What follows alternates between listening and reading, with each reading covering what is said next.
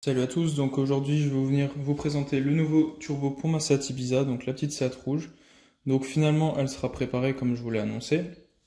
Donc c'est un 2060 VRR de chez Skyla Turbo, donc un turbo sur roulement, comme vous pouvez le voir. Donc 60 mm de ce côté-là, 20 de l'autre, donc c'est un turbo plug and play. Donc en fait on vient reprendre les internes d'un VKLR qu'on vient mettre dans un corps, donc pour ceux qui reconnaissent c'est une partie froide de 1856 et un corps chaud donc d'un VB, donc 1749 VB qu'on vient réaliser. Vous pouvez le voir, vous voyez donc l'hélice qui tombe dedans. Donc en fait ça nous permet deux choses, donc de ne pas faire de modif au niveau de l'admission, hormis le fait qu'il faut couper la durite et venir la mettre avec un collier, mais ça c'est 3 fois rien. Et on va garder les 3 trous d'origine des Golf 4 et des Ibiza. Donc sur le même, en fait ça évitera de faire une downpipe sur mesure. On peut acheter une downpipe pour Golf 4 simple et venir se reprendre. L'inconvénient c'est qu'on peut pas mettre plus que 63,5 en largeur parce qu'en fait sinon on va venir toucher donc les vis et là c'est pas possible. Donc ça c'est un des inconvénients.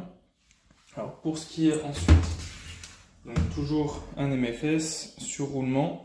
Donc c'est un turbo qui est conçu pour à peu près entre 300 et 330 chevaux. J'en ai même vu sortir un petit peu plus, mais globalement on est sur un turbo aux alentours des 300 chevaux, qui va charger assez tôt, donc j'ai pas encore de chiffres, mais je pourrais vous les donner une fois qu'il sera installé et la caisse réglée.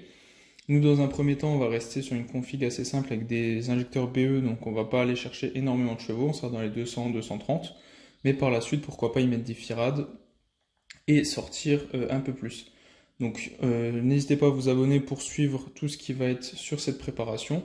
Il y a d'autres pièces que je vais venir vous présenter, donc c'est une config qui sera assez peu chère, on va dire, pour ce type de voiture, tout simplement parce qu'on va venir chercher de la polyvalence et une prépa homogène.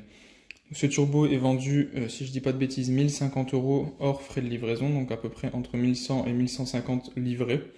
Donc c'est un turbo qui est un bon compromis entre un 1856 et un 2060 VKLR par exemple, où là vous devrez changer la downpipe, l'admission serait décalée, donc il faudrait faire une surale, des choses comme ça. Donc là c'est vraiment un très bon compromis, c'est un turbo que je vous recommande et voilà, n'hésitez pas à vous abonner pour voir la longévité, les réglages et tout ça sur la chaîne.